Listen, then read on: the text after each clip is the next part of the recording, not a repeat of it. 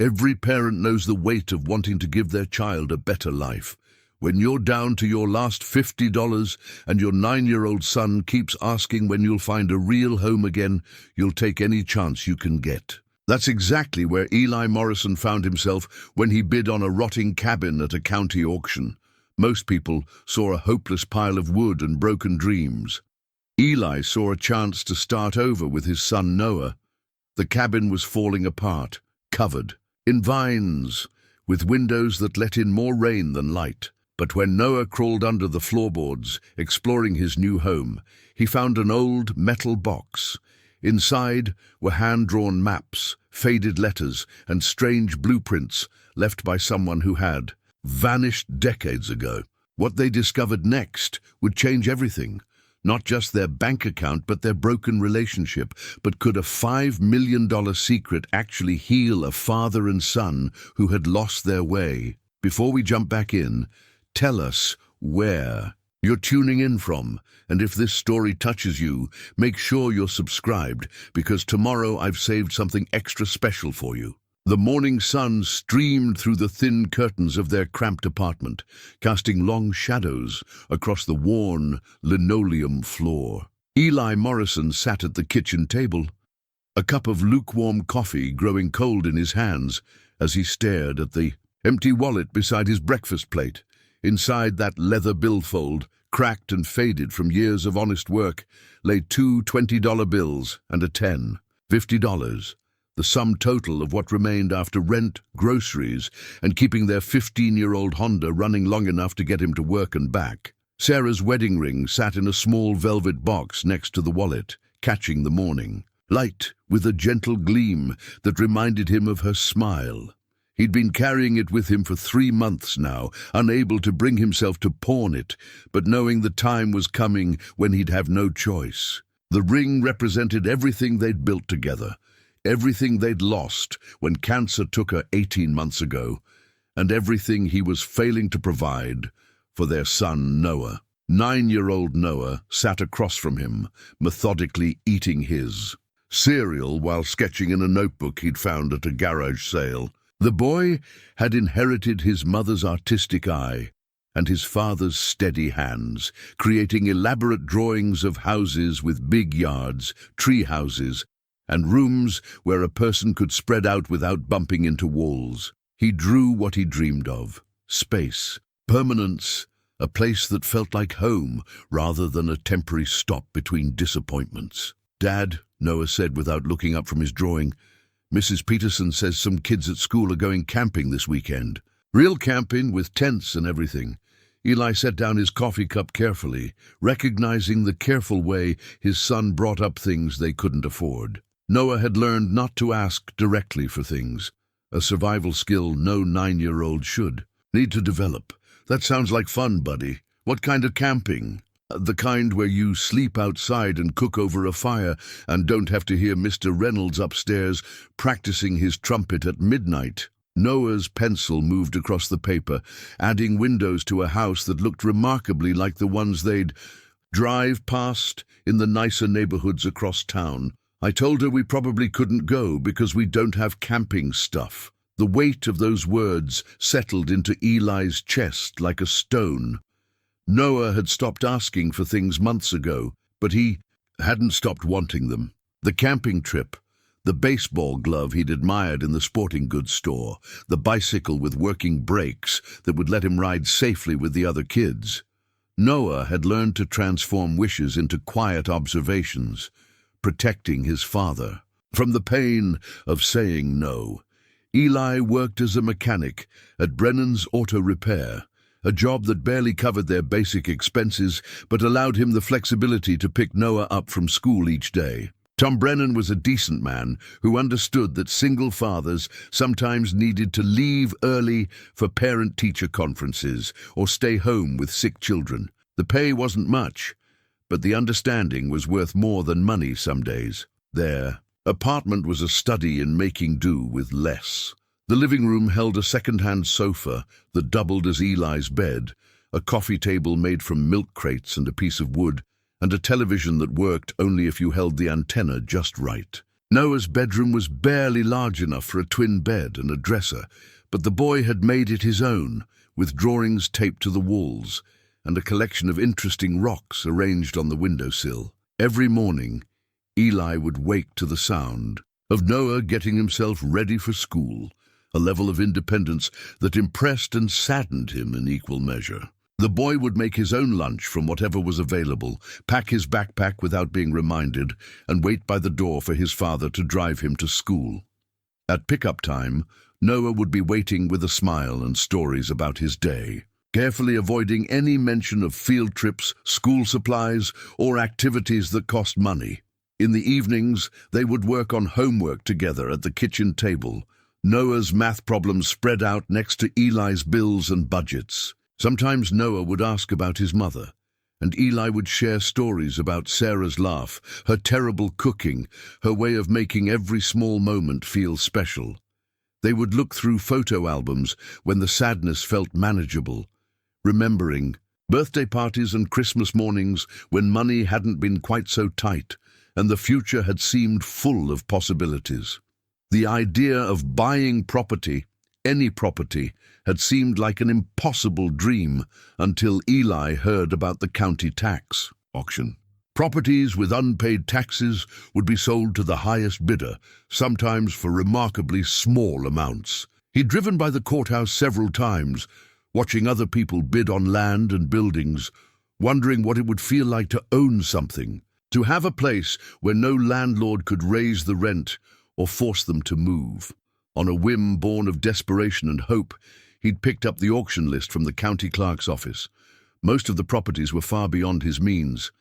Houses worth tens of thousands of dollars with back taxes in the thousands. But near the bottom of the list he found it. A cabin on 2 acres of wooded land, back taxes of $50, minimum bid of $50. The property description was brief and not encouraging. Structure in severe disrepair, no utilities. Connected access road in poor condition, but it was land, it was ownership. It was the possibility of giving Noah a place to call home, a place where they could build something together instead of just surviving from month to month. That night, Noah had found him studying the auction listing at the kitchen table. "What's that, Dad?" "Just something I'm thinking about, buddy. Remember how you're always drawing houses with big yards?" Noah nodded, moving closer to look over his father's shoulder. "Well, there's this place. Just a cabin, really. Probably needs a lot of work, but it's got 2 whole acres of woods, trees to climb, space to run around, maybe even a place to build a tree house." The hope that flickered in Noah's eyes was almost painful to watch. Could we really buy it? Maybe. It's not much to look at now, but sometimes the most broken places hold the biggest possibilities.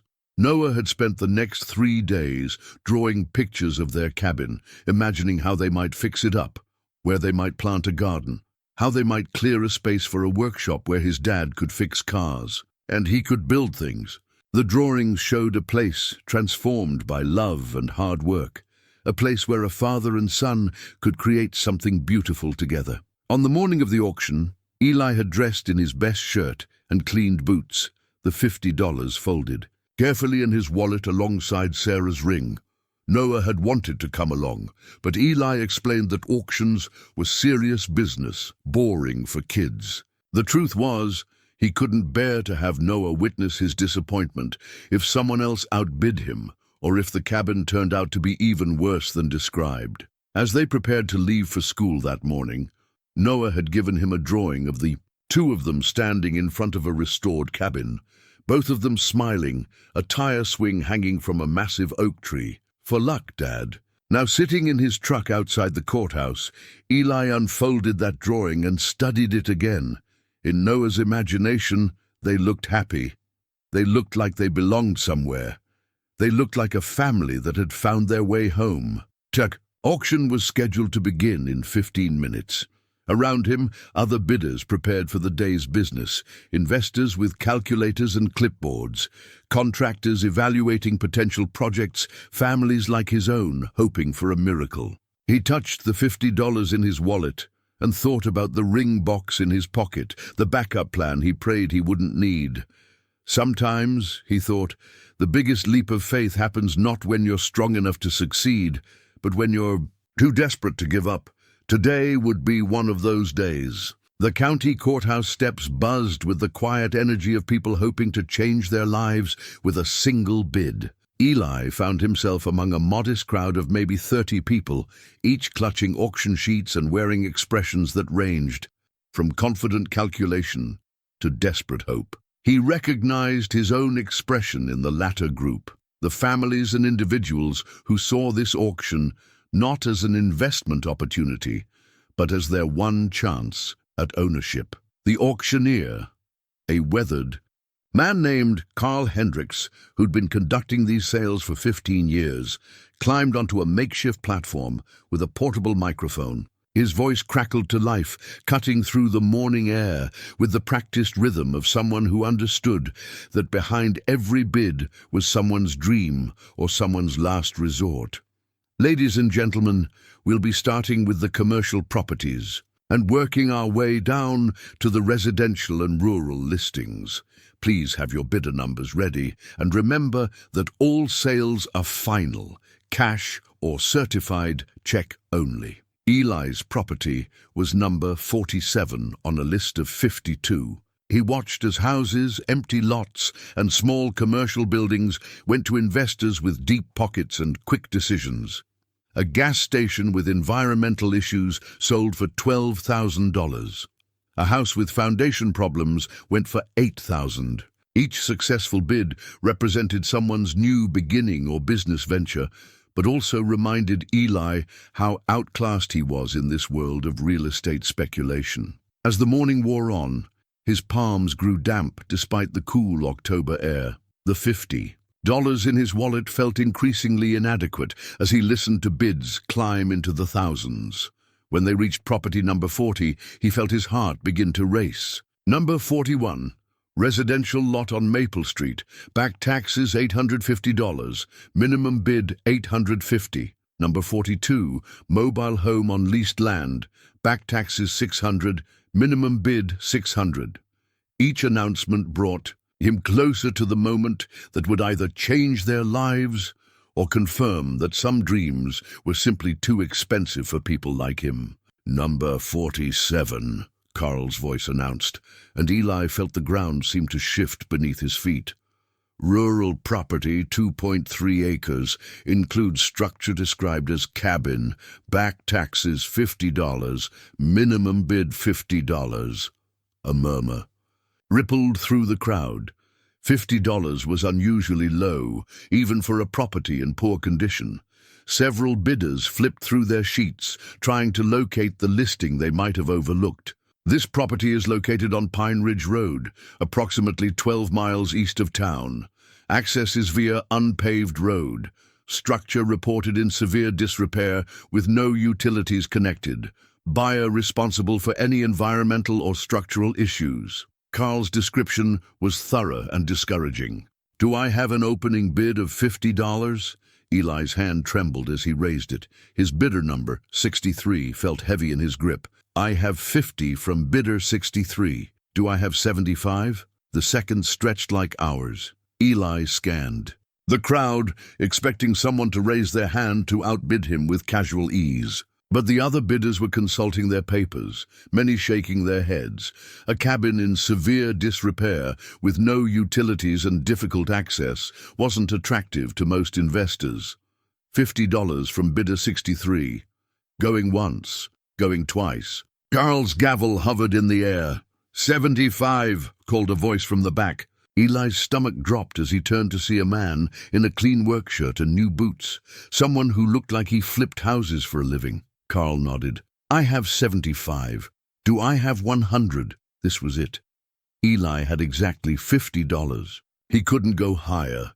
His dream was about to end $25 short of success. He looked down at the drawing Noah had given him that morning, the picture of them smiling in front of their cabin, and felt something break inside his chest. Then he remembered Sarah's ring.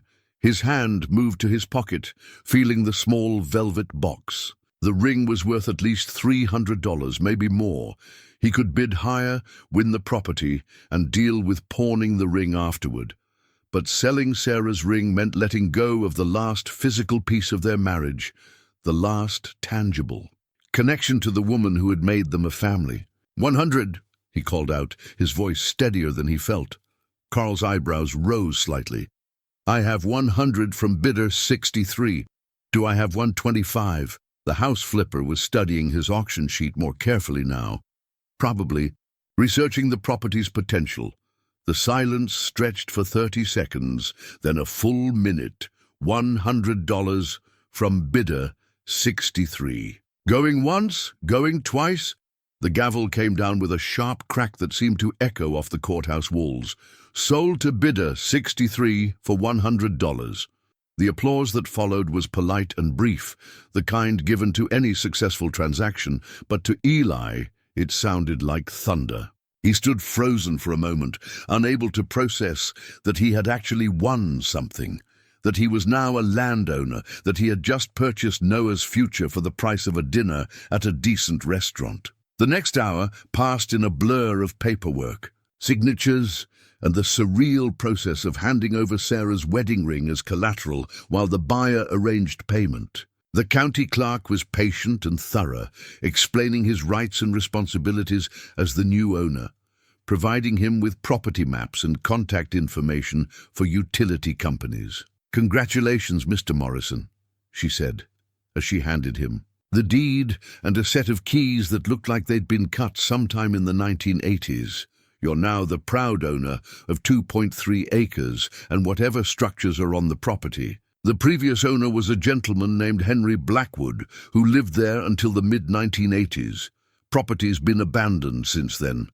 Eli stared at the keys, old, tarnished brass, with the kind of weight that suggested they'd opened many doors. Over many years, one appeared to be for the cabin itself, while the other was smaller, purpose unknown. The rusty keyring was simple and practical, the choice of someone who valued function over appearance. As he walked to his truck, deed and keys in hand, the reality of what he'd done began to settle in. He owned land. He owned a home, however. Broken it might be. He had given Noah roots, a place that belonged to them, a foundation on which they could build whatever came next, but he'd also committed them to a project that might be beyond their means to complete. What if the cabin was truly uninhabitable? What if the cost of repairs exceeded what they could manage?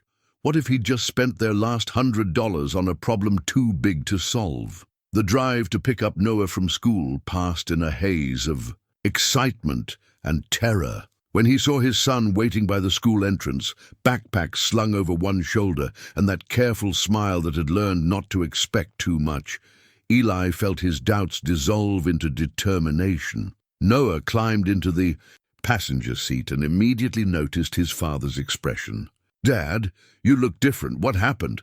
Eli held up the keys, watching Noah's eyes widen as understanding dawned. "We got it, buddy. We got our cabin."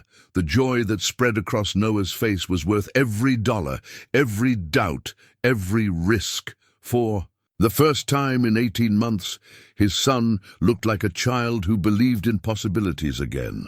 Can we see it? Can we go there right now? Eli looked at the clock on the dashboard. 3:30. They had maybe 3 hours of daylight left, enough time to drive out to their property and get their first look at what they'd bought. "Let's go home," Eli said.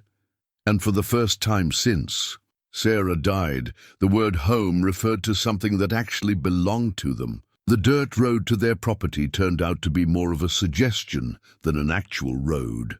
Pine Ridge Road started as cracked asphalt at the main highway, transitioned to gravel after the first mile, and devolved into 2 tire tracks separated by a ridge of weeds and saplings for the final stretch. Eli's Honda bounced and scraped over roots and stones, the undercarriage protesting with metallic complaints that made him wince. "This is like a real adventure," Noah said, gripping his door handle as they navigated around a fallen branch. His excitement was infectious, transforming what could have been concerns about accessibility into the thrill of exploration. After 20 minutes of careful driving, the trees opened into a small clearing, and there it was, their cabin. Eli stopped the truck and both of them sat in silence, taking in their first real look at what they'd bought. The structure stood like a forgotten memory in the center of the clearing, partially hidden by 20 years of aggressive vine growth. What had once been a modest log cabin now appeared to be wearing a green sweater of ivy, Virginia creeper, and wild grape vines that had claimed the walls, roof, and most of the windows. The front porch sagged at one corner where a support post had rotted through, and several roof shingles had surrendered to time and weather, leaving dark patches that promised leaks. But it was theirs. Noah was the first to speak. "It's bigger than I thought it would be." Eli studied the structure with his mechanic's eye for problems and potential. The log walls appeared solid despite the vegetation, and the stone chimney stood straight and intact. The cabin was perhaps 24 feet wide and 30 feet deep, with what looked like a small addition on the back that might have been a bedroom or storage room. "What do you think, buddy? Still excited about our new home?" Noah opened his door and stepped out, his sneakers crunching on fallen leaves and twigs. "It's perfect, Dad. It just needs some help." They approached the front porch cautiously, testing the floorboards before putting their full weight down. The wood was weathered, grey but felt solid beneath their feet.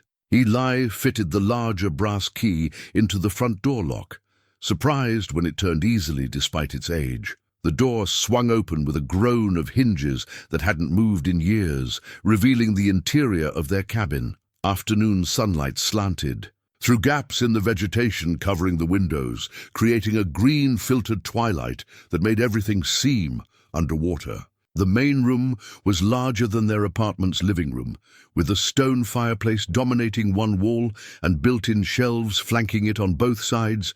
The wooden floors were warped in places where rain had leaked through the roof, but they appeared to be solid hardwood beneath the dust and debris.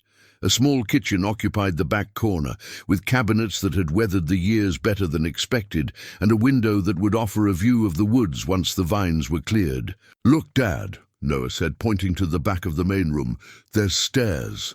A narrow staircase led to what must be a loft area, though the upper level was too dark to see clearly.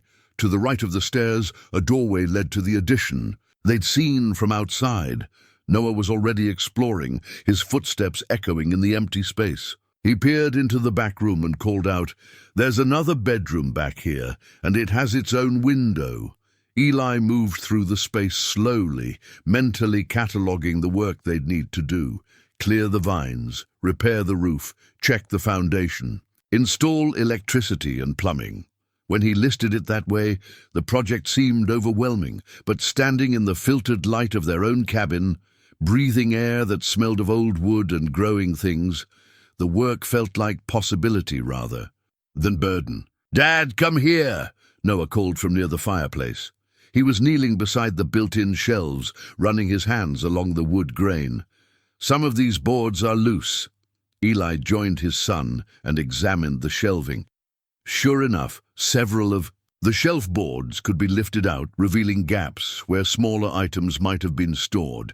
As Noah lifted one of the longer boards, something crackled beneath it. "There's paper stuck under here," Noah said, working the board free carefully. What emerged were several sheets of aged paper, yellowed at the edges and covered with handwriting in faded blue ink. The pages appeared to be journal entries dated from the mid-1980s, and written in a careful, educated hand.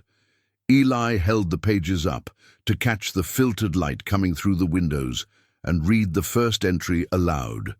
March 15th, 1987. The work is nearly complete. 23 years of research, and I believe I have finally solved the fundamental problems that have plagued the field since Tesla's early experiments. The applications are extraordinary, but I fear the implications if this knowledge falls into the wrong hands. I have decided to document everything and secure it properly. If something happens to me, perhaps someday the right person will find it and understand what needs to be done. Noah moved closer to his father as Eli continued reading. The government. Men came by again today. They are persistent, these people who want to classify my work, to lock it away in some vault where it will benefit no one. They offer contracts and veiled threats in equal measure. I have told them nothing, but I know they will not give up easily. I am not a young man anymore, and I cannot run forever. The handwriting was that of someone educated and thoughtful, but there was an urgency in the later entries that suggested growing pressure. "Who do you think wrote this?" Noah asked. "Someone named Henry," Eli said, remembering what the county clerk had told him. "Henry Blackwood. He used to live here." They spent the next hour exploring the cabin more thoroughly, Noah's excitement growing with each discovery. In the back bedroom, they found built-in drawers that still contained a few items: old clothing, a pair of reading glasses, a small toolkit that looked well used but carefully maintained. The loft area proved to be a single room with slanted ceilings and windows on both ends. It would make a perfect bedroom for Noah, with views of the forest canopy and enough space for a desk where he could draw and do homework. As the afternoon sun began to slant lower through the trees, they sat on the front porch steps, sharing a package of crackers Eli had brought from the truck. The clearing around their cabin was larger than it had first appeared, with mature oak and maple trees providing a natural border. Through the trees, they could glimpse what might be a stream or creek. "So what do you think, Noah? Is this the kind of place you imagined when you were drawing those pictures?" Noah leaned against his father's shoulder, a gesture of contentment that had become rare since Sarah's death. "It's better, Dad. In my drawings, it was just me and you. But this place feels like it has stories, like it's been waiting for us." Eli looked at the weathered pages in his hands, thinking about the man who had written those journal entries, who had lived in this cabin and worked on something important enough that people had pursued him for it. Henry Blackwood had been alone here at the end, but he'd left traces of his life, fragments of his story, that somehow made the cabin feel less abandoned and more like a home waiting to be reclaimed. As they drove back toward town in the gathering dusk, Noah was already making plans for the cleanup work they could start that weekend. They would need basic tools, cleaning supplies, and tarps to cover areas where the roof was compromised. The work would be hard, but they would do it together. The first time since Sarah died, Eli felt like they were moving towards something, instead of just trying to survive each day. The cabin was broken, but it was theirs to fix. The work ahead was daunting, but it was work with purpose, work that would create something lasting for both of them. The weathered journal pages lay on the dashboard between them. Henry Blackwood's words, a reminder that their cabin held more than just shelter.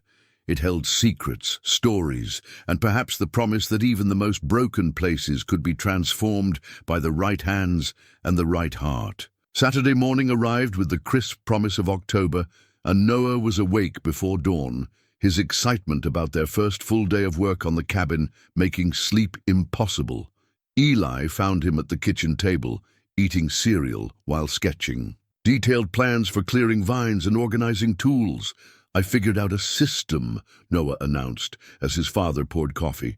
"We start with the front of the house so people can see we're making it nice, then work around to the sides, and save the back for last, because nobody really sees that part anyway." Eli studied his son's drawing, impressed by the logical approach and attention to detail. "That's smart thinking, buddy. What about the inside?" "That's phase 2, Noah said with the seriousness of a project manager. "First, we make the outside look good. Then we work on making the inside livable." They loaded the Honda with every tool Eli owned, a modest collection of wrenches, screwdrivers, a hammer, work gloves, and a small stepladder. From their meager savings, he'd managed to buy a set of hedge trimmers, a tarp, and basic cleaning supplies.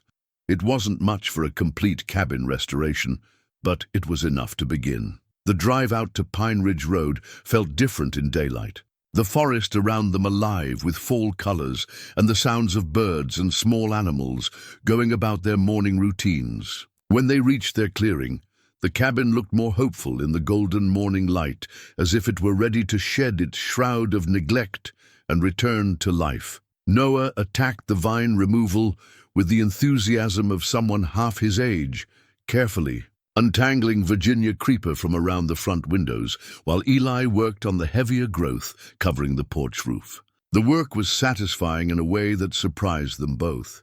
Each section of cleared wall revealed more of the cabin's original character, like uncovering a painting that had been hidden under layers of dust. "Dad, look at this," Noah called from beside the front door. He had cleared enough vines to reveal a small wooden plaque mounted beside the entrance. The wood was weathered, but the carved letters were still readable. "Blackwood, 1962. Henry built this place himself," Eli said, running his fingers over the carved letters. 25 years old when he started. As they worked, they began to understand more about the man who had lived here. The cabin had been constructed with unusual attention to detail, joints fitted precisely, logs carefully selected and matched, windows positioned to capture maximum light while maintaining privacy. This wasn't a weekend retreat thrown together by amateurs. It was the careful work of someone who understood both craftsmanship and engineering. By noon, they had cleared the front wall completely, revealing windows that, while dirty and spiderwebbed, appeared to be intact and of surprisingly good quality. The afternoon was spent working on the interior, sweeping out years of leaves and debris, washing windows, and beginning to assess what needed repair versus what needed replacement. It was while cleaning the main room that Noah made his next discovery. He had been working on the stone fireplace, using a brush to clear away years of soot and debris, when he noticed that one of the stones seemed different from the others. "This one's loose," he told his father, wiggling a stone about the size of a brick that sat at shoulder height on the left side of the fireplace.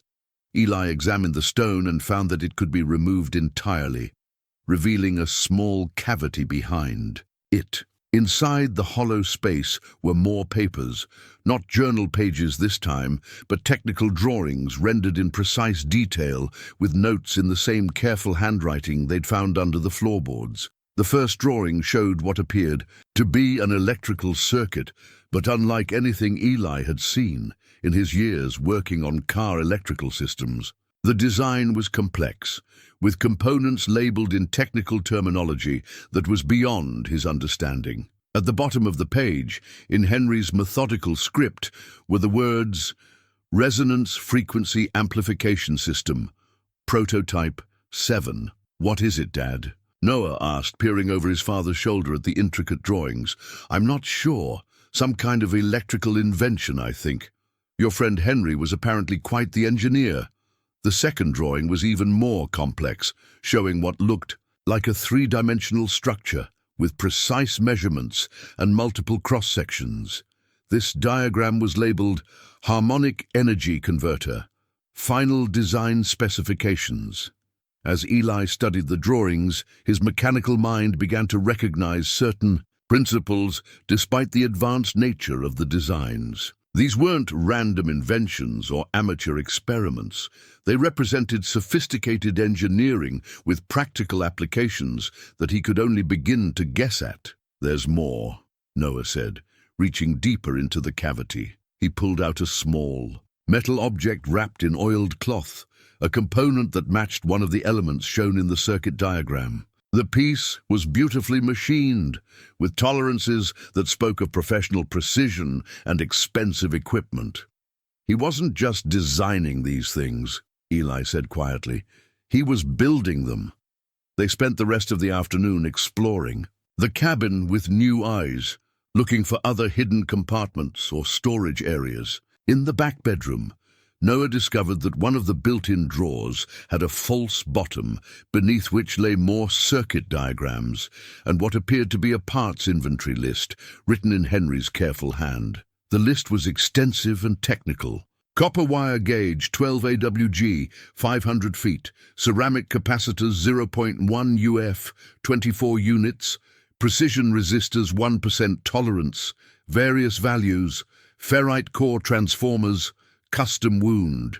Someone had invested serious money and time in acquiring specialized components. Evening approached, and they prepared to head back to town. Both father and son felt the weight of mystery settling around their new home. The cabin wasn't just an abandoned building, it was the workshop and laboratory of someone who had been working on inventions advanced enough to attract government attention. During the drive home, Noah was uncharacteristically quiet, processing the implications of what they'd discovered. "Dad," he finally said as they reached the paved road, "do you think Mr. Henry is still alive somewhere?" Eli considered the question carefully.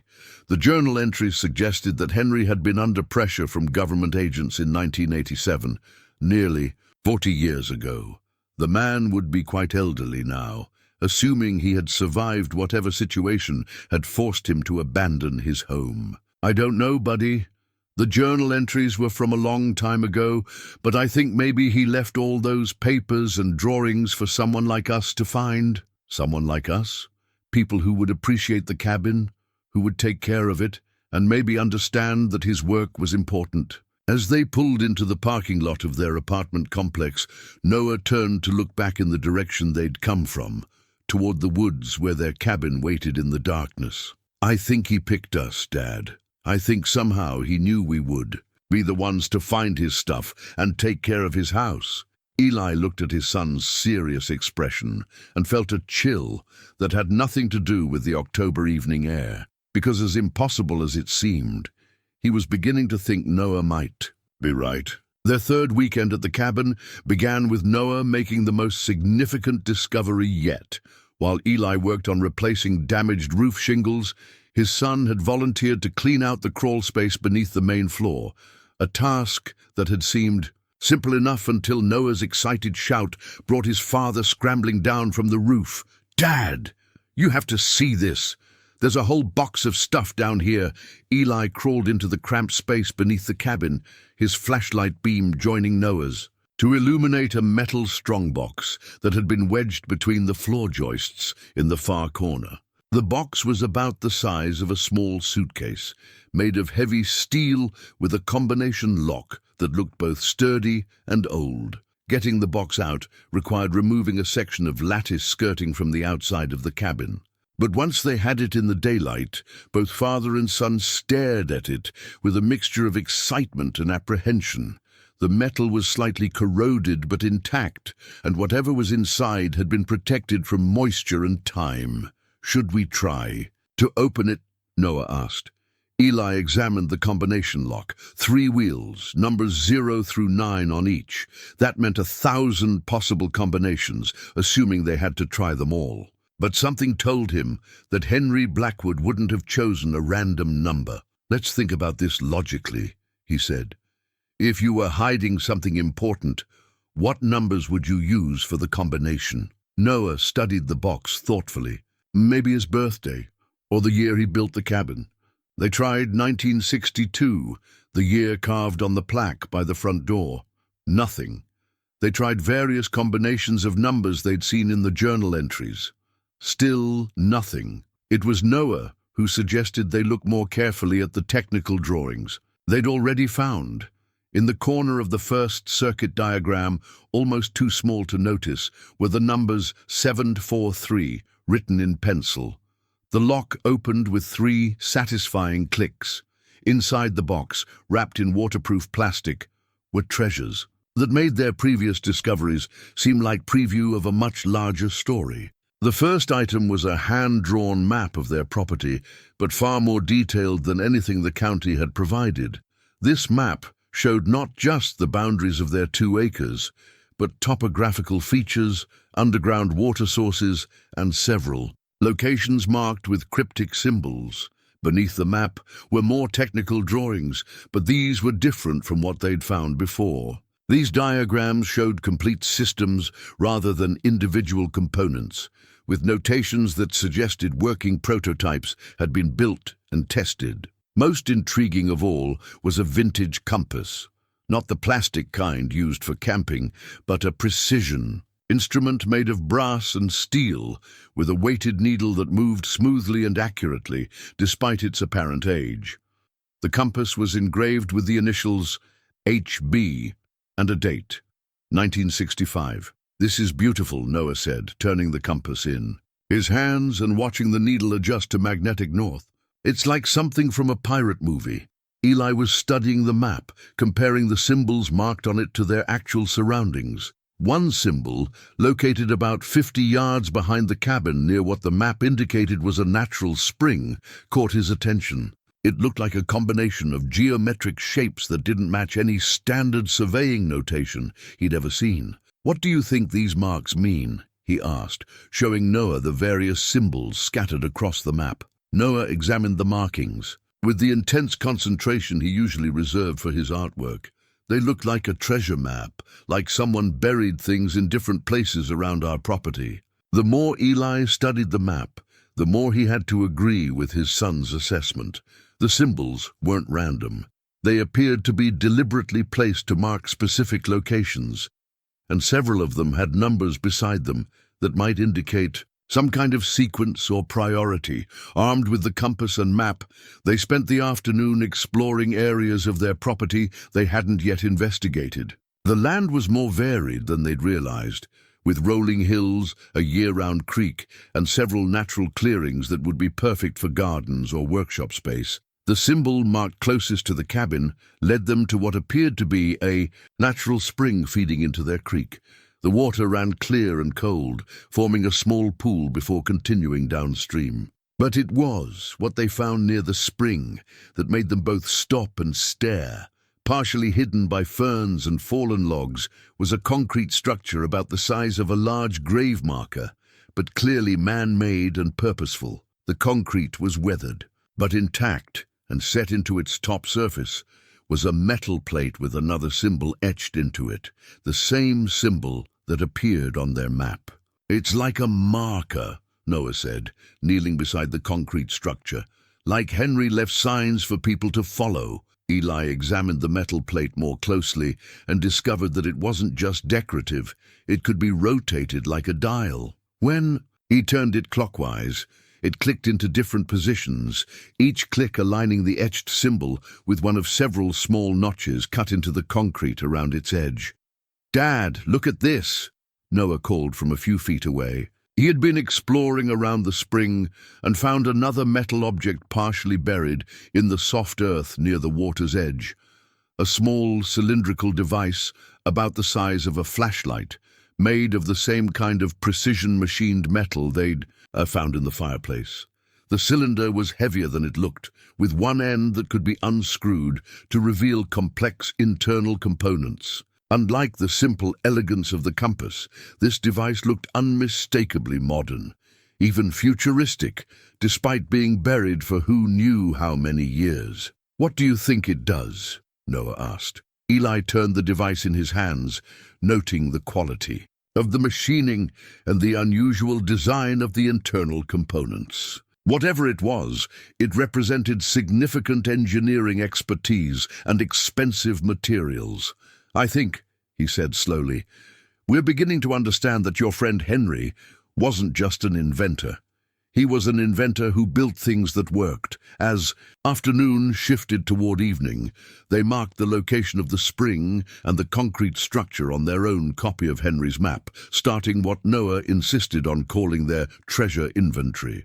The original map showed at least 6 other symbols scattered around their property, each potentially marking another cache or clue left by their mysterious predecessor. Walking back toward the cabin through the lengthening shadows, both father and son were quiet, processing the implications of what they'd found.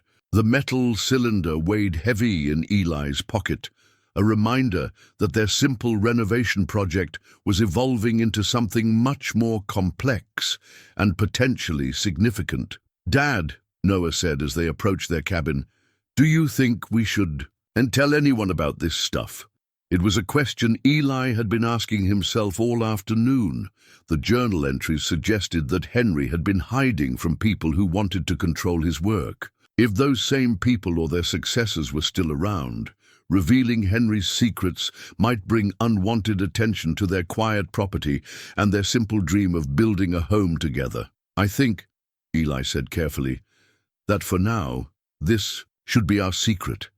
Henry trusted someone to find his work and take care of it. Maybe that someone is us." Noah nodded solemnly, understanding the weight of the responsibility they'd inherited along with their property. As they prepared to head back to town, Eli took one last look at their cabin, now partially cleared of vines and looking more like a home with each weekend's work. But it was also becoming something else, a repository of secrets, a testament to one man's lifetime of innovation, and perhaps the key to understanding something far more valuable than either of them had imagined when they'd made that desperate bid at the county auction. The compass in Noah's pocket pointed steadily north, but Eli had the feeling their true direction was still being determined by forces they didn't yet understand. Eli had to admire the ingenuity. Paper could deteriorate or be destroyed, but information engraved in metal and stone could survive for generations. Henry had been thinking far beyond his own lifetime, creating a permanent record of his work that could withstand weather, time, and human interference.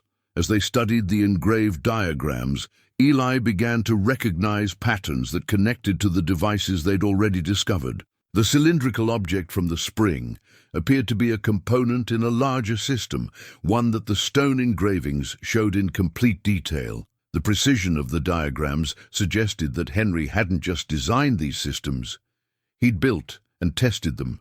"Dad, there's something else," Noah said, pointing to a section of the rock face that looked different from the natural stone around it. "This part looks like it was put here on purpose." Closer inspection revealed that what had appeared to be natural rock was actually a carefully fitted stone panel. Unlike the fixed metal plates, this panel could be moved, sliding sideways to reveal a waterproof cavity containing more artifacts. Inside the hidden compartment were items that made their previous discoveries seem preliminary. The first was another technical manual, this one bound in leather and filled with diagrams that were clearly the work of a mature engineer at the height of his abilities. The second was a collection of small metal objects, each precisely machined, and corresponding to components shown in the manual's diagrams.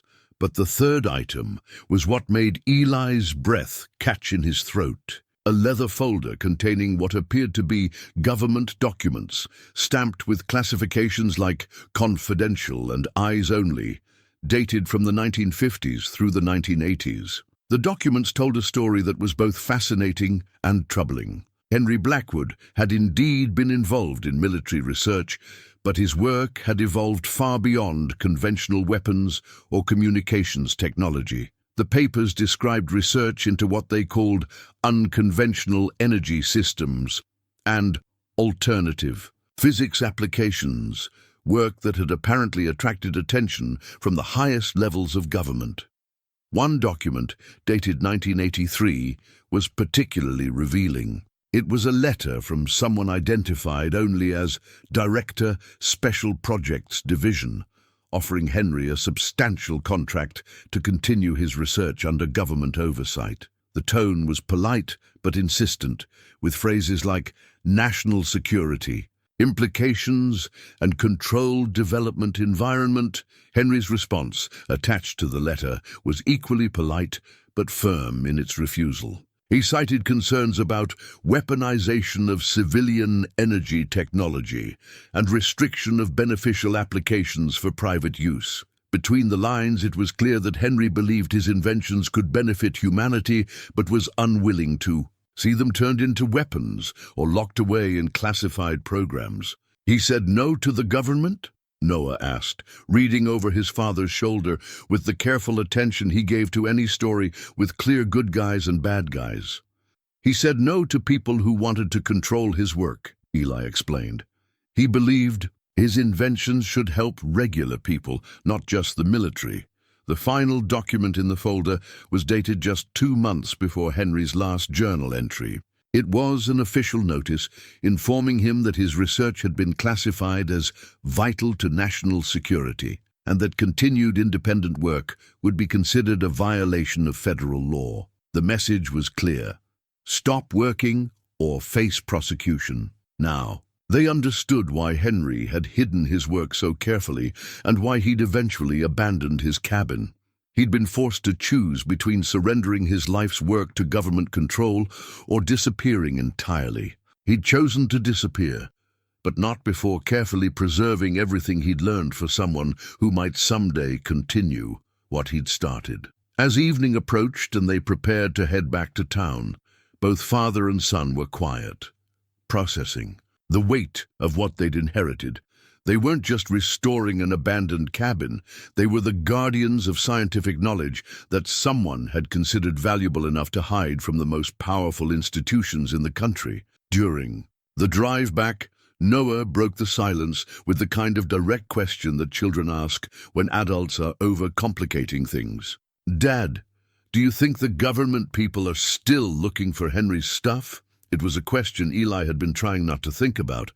The documents were decades old, but institutions like the one described in Henry's papers didn't simply forget about projects they'd once considered vital to national security.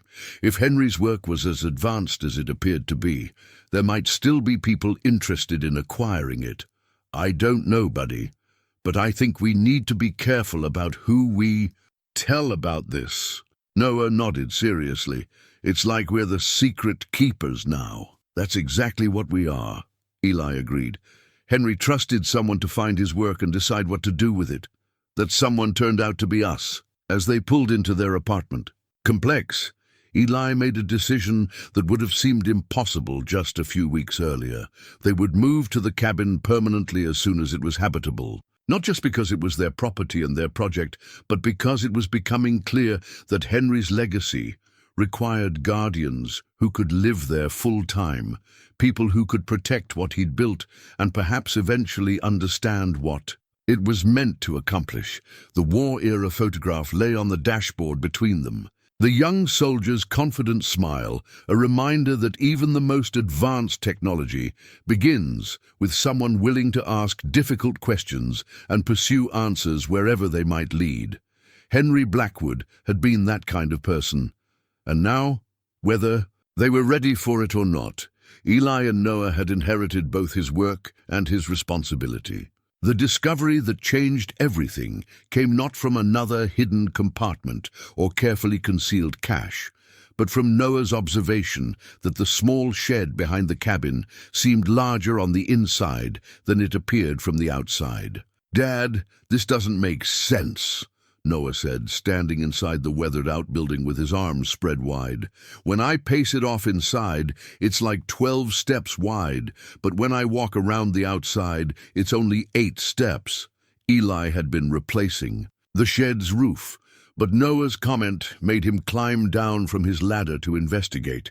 His son was right. The interior dimensions didn't match the exterior footprint. Either his measuring was off, or there was space inside the shed that wasn't accounted for in its apparent structure. A more careful examination revealed that what appeared to be the back wall of the shed was actually a carefully constructed false wall.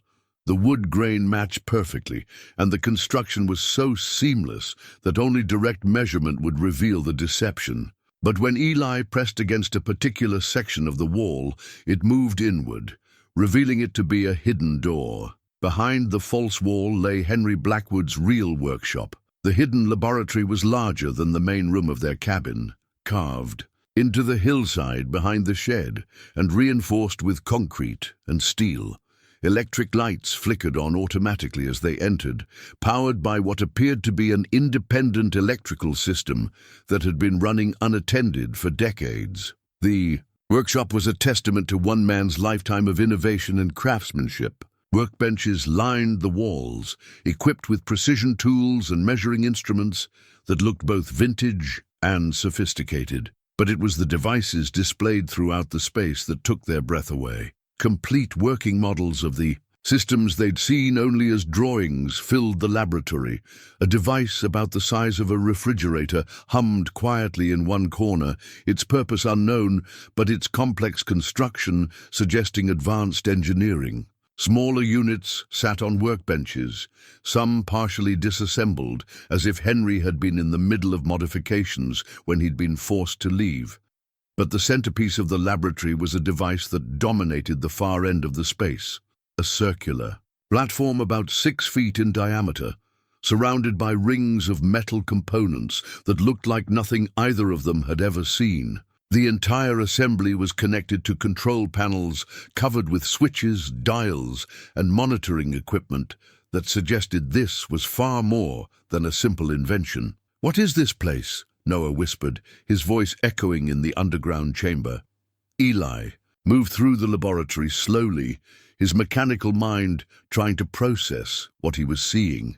The quality of the construction, the sophistication of the equipment, the obvious functionality of the devices. This wasn't the workshop of an amateur inventor. This was a professional research facility that happened to be hidden beneath a shed. In the middle of nowhere, on the central workbench, they found Henry's final project documentation.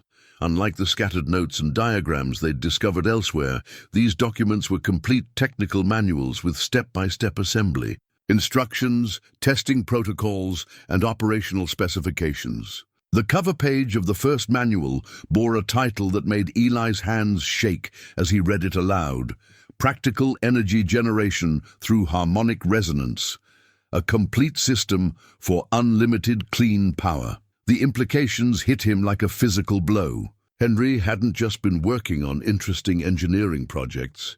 He'd been developing technology that could revolutionize energy production.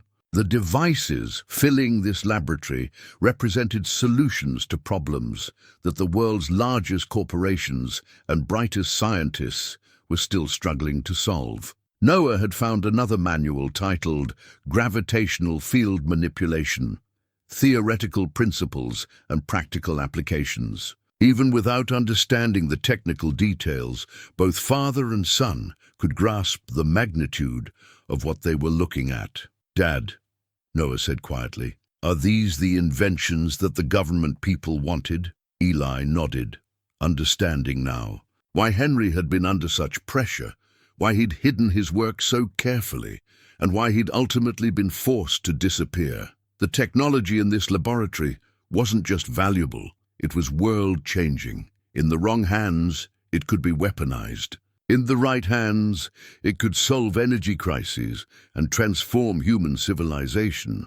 But the most shocking discovery was still to come. As they explored deeper into the laboratory, they found living quarters, a small but comfortable apartment carved into the hillside behind the workshop. The space included a bedroom, a basic kitchen, and a study lined with technical books and journals. And in that study, seated at a desk as if he'd just stepped away for a moment, was evidence that Henry Blackwood might not be as vanished as everyone believed. The desk held recent newspapers, not from the 1980s, but from just a few months ago. A coffee cup sat beside a notebook filled with fresh handwriting in Henry's familiar script. The final entry was dated just 2 weeks before Eli's successful bid at the county auction. "The new owner will arrive soon. I have watched and waited, and I believe I have chosen correctly. The father is honest and capable. The son is bright and curious. They will understand what needs to be done. It is time for me to step back and let them discover what I have built. If they prove worthy of the trust I am placing in them, I will reveal myself when the moment is right."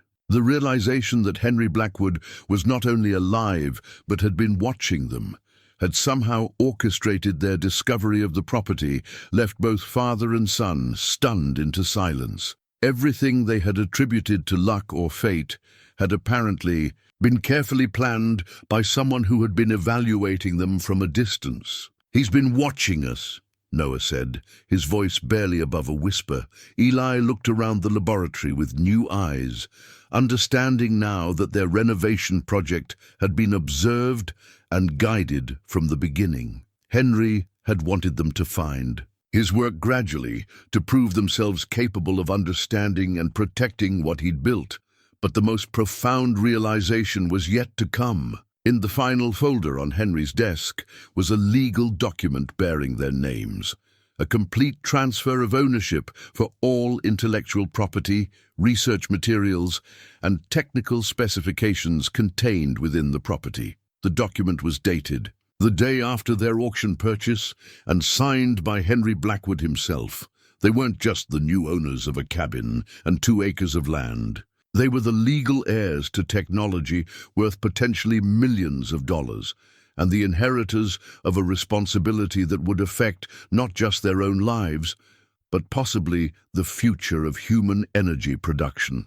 The sealed laboratory key lay beside the transfer documents, its brass surface polished to a shine that suggested recent handling. Henry had been here, in this room, preparing for their arrival and planning for the moment when they would discover the full extent of what they'd inherited. As they stood in the humming laboratory, surrounded by devices that represented decades of innovative work, both father and son understood that their simple dream of owning a home had evolved into something far more complex and significant.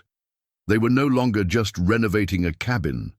They were the guardians of scientific knowledge that could change the world. The question now was whether they were ready for the responsibility Henry Blackwood had chosen them to carry. The letter was waiting for them on the kitchen table of their apartment when they returned from the cabin that evening, though neither of them remembered leaving any windows or doors unlocked. The envelope bore no postmark, no return address, just their names written in Henry's familiar handwriting. Inside, on cream-colored paper that felt expensive beneath their fingers, was an invitation that would force them to confront the full reality of what they'd inherited. Dear Eli and Noah, now you have discovered the laboratory and understand the significance of what has been placed in your care. I've watched you work on the cabin with patience and dedication, and I have seen how you protect each discovery while seeking to understand its purpose. You have proven yourselves to be exactly the kind of people I hoped would eventually find this place. The time has come for us to meet properly. Tomorrow evening at sunset, please come to the clearing by the natural spring where you found the first marker. I will be waiting there with explanations, legal documentation, and most importantly, the final piece of information you need to make an informed decision about whether you wish to accept the responsibility I am offering. What I have built in that laboratory represents 30 years of my life's work. The devices you have seen are functional and tested. They produce clean energy using principles that conventional science is only beginning to understand. In the right hands, this technology could provide abundant power for communities around the world. In the wrong hands, it could be weaponized or suppressed by interests that profit from scarcity. I am 78 years old now, and I cannot continue to guard this work alone. I need successors who understand both its potential and its dangers. Based on what I have observed, I believe you may be those people. If you choose not to accept this responsibility, I will understand completely, and arrangements have been made to ensure the technology remains safely hidden. But if you are willing to learn and to help me share this knowledge with the world in a responsible way, then tomorrow we begin a partnership that will change both your lives and potentially the lives of millions of others. Until tomorrow, Henry. Blackwood.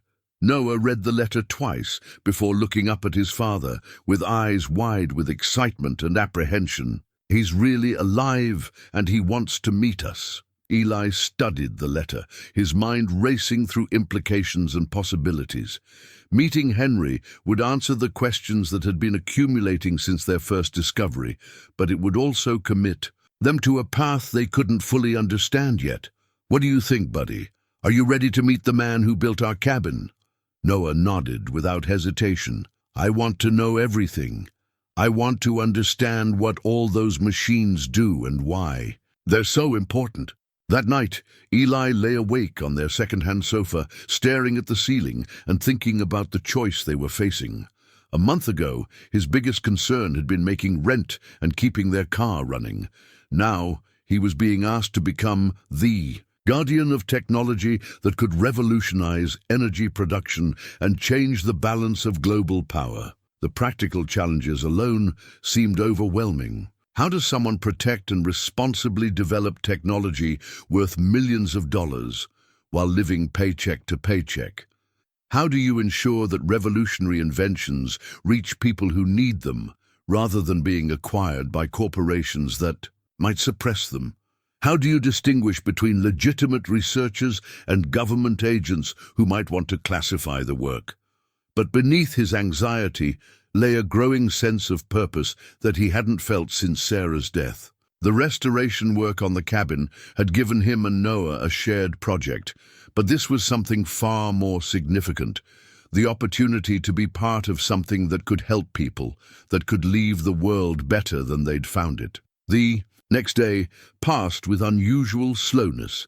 Eli found it difficult to concentrate on his work at the auto shop, his mind constantly returning to the meeting that awaited them that evening. Noah was equally distracted at school, his teacher noting later that he'd spent most of the day staring out the window and sketching what looked like technical diagrams in his notebook margins. They arrived at the cabin an hour before sunset, both of them nervous about the encounter ahead. The clearing by the spring looked exactly as it had during their previous visits, but the knowledge that Henry Blackwood was somewhere nearby, waiting to reveal himself after decades of hiding, charged the familiar setting with new significance. As the sun began its descent toward the horizon, a figure emerged from the trees on the far side of the clearing. Henry Blackwood looked exactly as Eli had imagined him, tall and lean, with silver hair and intelligent eyes, moving with the careful precision of someone accustomed to working with delicate equipment.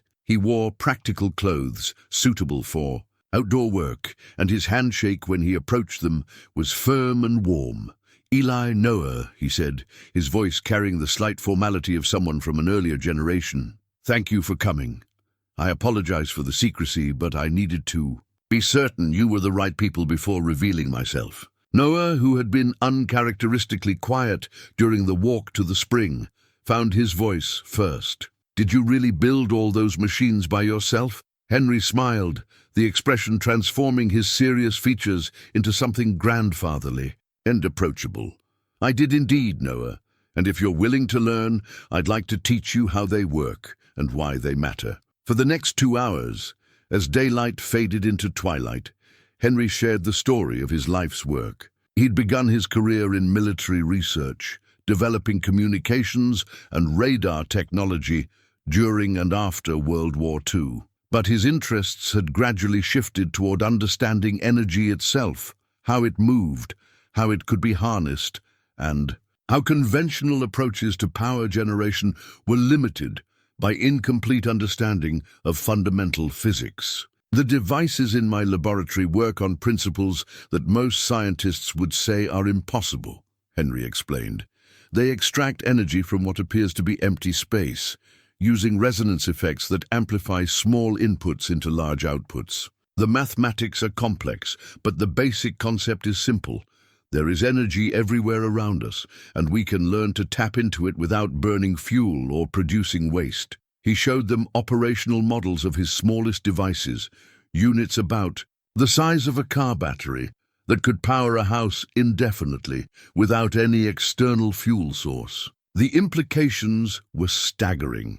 Communities could become energy independent, developing nations could have abundant power without expensive infrastructure, and the environmental problems caused by fossil fuel consumption could be addressed. At their source, "Why haven't you shared this with the world already?" Eli asked. Henry's expression grew serious. "Because the world isn't ready for free energy, at least not in the way most people understand readiness. The economic disruption would be enormous. Entire industries would become obsolete overnight, and the military applications—" He paused, considering his words. "Let's just say that technology this powerful requires very careful handling." As full darkness settled around them, Henry outlined his proposal. He would teach them everything he knew, transfer complete legal ownership of his work to them, and help them establish a foundation dedicated to responsible development and distribution of the technology. But they would need to understand that accepting this legacy meant accepting risks that went far beyond normal business ventures. "There will be people who want to acquire this technology for purposes you wouldn't approve of," Henry warned. "There will be others who want to suppress it to protect their own interests. You would need to be very careful about who you trust and how quickly you move to make this knowledge public. The final piece of Henry's proposal was both the most generous and the most daunting. He had spent decades not just developing the technology, but accumulating the resources needed to bring it to market responsibly, through careful investment. Of his patents and consulting income, he had built a fund worth over $5 million, specifically designated for technology development and distribution. "The money is yours if you accept the responsibility that comes with it," Henry said. "But understand that this is not wealth in the conventional sense. Every dollar is designated for the work, for making this technology available to communities that need it most." As they walked back toward the cabin through the darkness, all three of them were quiet, processing the magnitude of what had been offered and what would be required in return. For Eli and Noah, the decision would transform their lives completely. For Henry, it represented the culmination of 30 years of patient preparation for this moment. Standing on the porch of their cabin, looking up at stars that seemed brighter and more numerous than usual, Noah broke the silence with the directness that had characterized all his important questions. "Mr. Henry, if we say yes, does that mean we can help make sure everyone has enough electricity and heat and things like that?" Henry nodded. "That's exactly what it means, Noah. We would be working to make energy abundant and clean for everyone who needs it." Noah looked at his father, his expression serious but determined. "Then I think we should say yes, Dad. I think this is what we're supposed to do." Eli looked at his son, then at Henry, then back at the cabin that had started as their desperate attempt at home ownership and had become the center of something far more significant than he'd ever imagined possible. The choice would change everything about their lives, but it would also give them the opportunity to be part of something that could change everything about the world. "Yes," he said quietly, "we accept." The legal transfer took place 3 days. Later, in the office of Margaret Chen, an attorney in the state capital who specialized in intellectual property and technology transfers. Henry had chosen her carefully. She understood both the technical complexity of what was being transferred and the need for absolute confidentiality in handling revolutionary innovations. Margaret's office was filled with the kind of mahogany, furniture and leather-bound law books that suggested both competence and discretion. But it was the stack of documents on her conference table that held everyone's attention. Patent applications, transfer agreements, foundation bylaws, and financial account authorizations that collectively represented the formal transition of Henry's life's work to new guardians. "Mr. Morrison," Margaret began, her voice carrying the careful precision of someone who understood she was facilitating something unprecedented, "I need to ensure you fully understand what you're accepting. Responsibility for the technology described in these patents has applications that extend far beyond simple energy generation. The economic implications alone could affect global markets in ways that are difficult to predict." Eli nodded, Noah beside him taking careful notes in a composition book he'd brought specifically for recording important information about their new responsibilities. Over the past 3 days, Henry had provided them with intensive education about his inventions, their capabilities, and the challenges they would face in bringing the technology to practical application. The financial component was both overwhelming and liberating. The $5 million Henry was transferring wasn't just money. It was freedom from the day-to-day survival concerns that had dominated their lives for the past 18 months. But more importantly, it was capital specifically designated for research, development, and the establishment of production facilities that could manufacture Henry's devices for communities around the world. "The foundation structure I've established," Henry explained to both Margaret and his successors, "ensures that this technology will be developed for humanitarian purposes rather than maximum profit. The goal is to make clean, abundant energy available to everyone who needs it, starting with communities that currently lack reliable power sources. Margaret reviewed each document carefully, explaining the legal implications and ensuring that Eli understood both his rights and his obligations. Under the various agreements, the most complex document was the Technology Licensing Agreement, which granted Eli complete control over Henry's patents while restricting certain military applications and requiring that basic energy generation systems be made available at cost to qualifying communities. Noah, despite being only 9 years old, had been included as a full participant in the legal proceedings at Henry's insistence. This technology will define his generation's relationship with energy, Henry had argued. He should understand from the beginning what responsibilities come with that inheritance. The boy took his role seriously, asking thoughtful questions about how they would ensure the technology reached people who needed it most, and how they would protect it from being misused by people with harmful intentions. "Mr. Henry," Noah asked during a break in the document review, "how will we know if we're doing this right?" Henry smiled at the question. "The same way you know if you're doing anything right, Noah. You pay attention to whether your actions are helping people or causing harm, and you adjust accordingly." The patent documentation was particularly impressive. Henry had been methodically filing patents for his innovations since the 1960s, but he'd structured the applications in a way that protected the underlying principles while revealing enough detail to establish legal ownership. The result was a portfolio of intellectual property that covered not just his current devices, but the fundamental physics principles that made them possible. "These patents alone are worth millions of dollars," Margaret noted as she reviewed the technical specifications.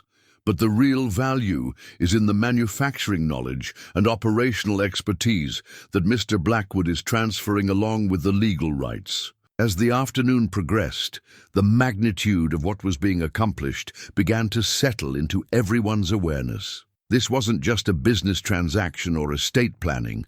It was the formal establishment of a new approach to energy technology development, one that prioritized humanitarian applications over profit maximization. The final document Margaret presented was perhaps the most significant, a detailed succession plan that outlined how the technology would be protected and continued. If anything happened to Eli, or if he decided he could no longer fulfill his responsibilities as guardian of Henry's work.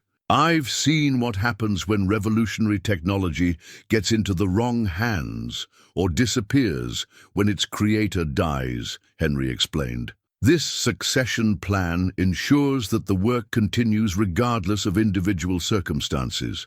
As they prepared to sign the final agreements, Margaret asked the question that had been implicit throughout the proceedings. "Mr. Morrison, are you certain you're ready for the responsibility this represents? Once these documents are signed, you'll be the legal owner of technology that could fundamentally change how human civilization approaches energy production." Eli looked at Noah, who nodded encouragingly, then at Henry, whose expression conveyed both confidence in their decision and awareness of the challenges they would face. "I'm certain," Eli said. "We understand this isn't about becoming wealthy. It's about becoming responsible for something that could help millions of people. We're ready for that responsibility." The signing process took another hour, with each document requiring multiple signatures and official witnessing. When the last signature was completed and notarized, Margaret gathered the documents and placed them in a secure file that would be stored in her office's vault. "Congratulations," she said simply. "You are now the legal owners of what may be the most significant technological innovation since the transistor." Walking out of Margaret's office into the late afternoon sunlight, both father and son felt the weight of transformation. They were no longer just a struggling single father and his son trying to renovate a cabin. They were the guardians of technology that could change the world, with the resources and legal authority to make that change happen. Henry had arranged for them to stay overnight, in the state capital so they could visit the bank where their new foundation accounts had been established and meet with the financial advisors who would help them manage the resources they'd inherited. That evening, over dinner at a restaurant fancier than any they'd visited since Sarah's death, Noah asked the question that had been building throughout the day. "Dad, when we go home tomorrow, everything's going to be different, isn't it?" Eli nodded. "Everything's already different, buddy. Now we just need to figure out how to do right by what Henry has given us." Outside the restaurant window, the city, lights stretched toward the horizon, each point of illumination representing communities that could benefit from the technology they now controlled. The responsibility was enormous, but so was the opportunity to make a difference in ways they'd never imagined possible when they'd made that desperate $50 bid at a country auction just a few weeks earlier. The transformation of their lives became tangible the moment they returned to the cabin as legal owners of Henry's technology. What had been a renovation project born of desperation was now the headquarters of a foundation with the potential to revolutionize global energy production. Henry had spent the day they were in the capital preparing the laboratory for full operation, bringing online systems that had been dormant for years and organizing documentation that would serve as their guide for the work ahead. When Eli and Noah entered the underground facility, it hummed with purposeful activity rather than the quiet waiting of abandoned equipment. "The first step," Henry explained as he led them through the fully operational laboratory, "is to understand not just how the technology works, but how to manufacture it safely and efficiently. These devices require precision that goes beyond normal industrial standards." The central workstation was now configured as a teaching laboratory, with one of Henry's smaller energy generation units disassembled to show its internal components. Each part was precisely machined to tolerances measured in thousandths of an inch, and the assembly process required knowledge of principles that weren't taught in conventional engineering programs. "This is why the technology hasn't been developed by others," Henry continued. "It's not enough to understand the theory. You have to understand the practical engineering challenges and develop manufacturing processes that can produce components with the required precision." Noah approached the disassembled device with the focused attention he usually reserved for his artwork, studying each component and asking detailed questions about its function and construction. His natural curiosity and lack of preconceptions about what was impossible made him an ideal student for technology that challenged conventional scientific understanding. For Eli, the learning process was both exciting and humbling. His years as a mechanic had given him practical understanding of how complex systems work, but Henry's devices operated on principles that extended far beyond conventional mechanical engineering. Yet, gradually, as Henry explained the underlying concepts, Eli began to see connections between the revolutionary technology and the practical skills he'd developed over years of troubleshooting automotive problems. The breakthrough moment came when Henry demonstrated the smallest of his energy devices, a unit about the size of a lunchbox that could power their entire cabin indefinitely. As the device activated, filling the laboratory with a subtle harmonic vibration that seemed to resonate in their bones, both father and son felt they were witnessing something that would be remembered as a defining moment in human technological development. "This changes everything," Eli said. Watching the monitoring equipment show steady power output with no fuel consumption, no emissions, and no apparent wear on the device's components. Henry nodded. "This changes everything for people who currently lack access to reliable energy, but it also creates challenges for existing energy industries and the economic systems built around energy scarcity." Over the following weeks, their new reality took shape in ways both practical and profound. The cabin renovation, which had been proceeding slowly with limited resources, was completed quickly with proper tools and materials. But more importantly, The space was transformed to accommodate their new role as technology developers and guardians. The main cabin became their residence and administrative center, with Henry taking up residence in the back bedroom and serving as their mentor and guide. The laboratory complex was expanded to include manufacturing space where they could produce prototype devices for testing and eventual distribution. Noah's education took on dimensions that no conventional school could provide. His mornings were spent with regular academic subjects, but his afternoons were devoted to learning advanced engineering principles, precision manufacturing techniques, and the ethical frameworks needed to guide technology development that could affect millions of lives. The most profound change was in their relationship as father and son. The shared struggle of their early months in the cabin had brought them closer together, but their new role as guardians of revolutionary technology created a partnership based on mutual respect and shared purpose rather than simple survival. "Dad," Noah said one evening as they reviewed plans for their first prototype manufacturing run, "do you ever think about Mom and whether she would be proud of what we're doing?" The question caught Eli by surprise, not because it was unexpected, but because it touched on thoughts he'd been having but hadn't yet found words to express. "I think," he said carefully, "that your mother would be amazed by how much you've learned and how seriously you take helping people. And I think she'd be proud that we found a way to build something good together after losing her." The family photograph that had always sat on their kitchen table now shared space with technical diagrams and prototype components. Sarah's smile, a constant reminder that their new purpose grew out of the love that had created their family in the first place. As winter settled around their cabin, the laboratory buzzed with purposeful activity. Their first production run would be 50 units of Henry's basic residential energy system designed for distribution to rural communities that currently lacked reliable electricity.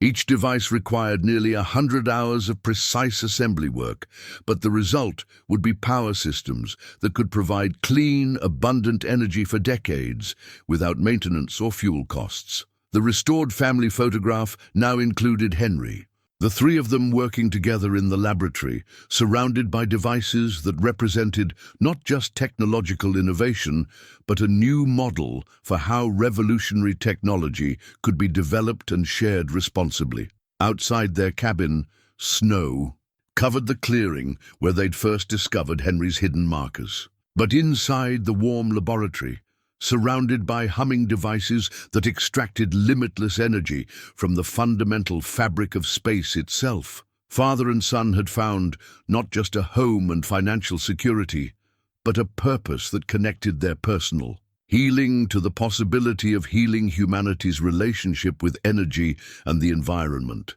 The broken place they'd bought for $50 had indeed held treasures beyond imagination, but the greatest treasure had been the opportunity to transform their own broken lives into something that could help repair brokenness in the wider world. 6 months later, the cabin that had seemed like such a desperate gamble stood transformed in ways that went far beyond physical renovation. The vine-covered wreck they'd purchased for $50 now served as the headquarters of the Blackwood Foundation for Sustainable Energy, an organization that was quietly beginning to change how remote communities around the world accessed clean, reliable power. The morning sun streamed through windows that Noah had cleaned that first weekend, but now those windows looked out on a property that bustled with purposeful activity.